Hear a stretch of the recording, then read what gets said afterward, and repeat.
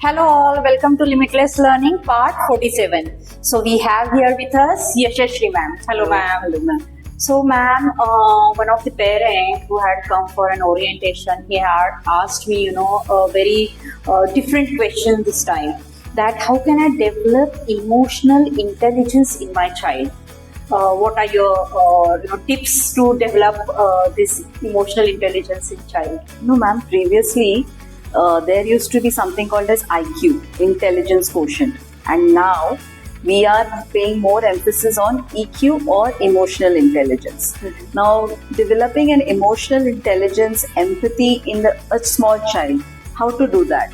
We are like when we are big, we understand our emotions, we are able to express them. But for small children, they are not able to express what they are feeling, or even if they are able to express, they are not understanding what is happening with them. So we have to label those emotions. Yes, the labeling of emotions is very important, and how they can show empathy towards others.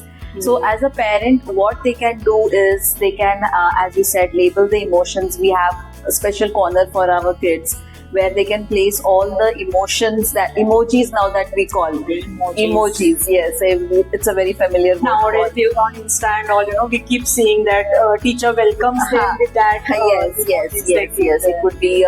So that emotional emojis that are there, they can be placed in that corner: happy, sad, angry.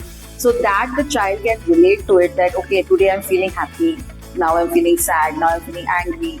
Now I want to sleep, or something like that. Whatever the emotions are there for the child, that they will be able to express, or they can point out those, and the parent will also understand. Right.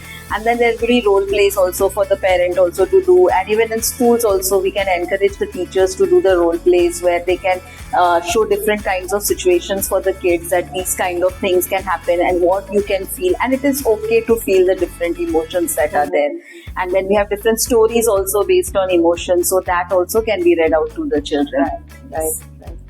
Thank you so much, Yashashri ma'am. And dear parents, yes, please read stories to your children, which are, they can express their feelings and they can label their feelings there.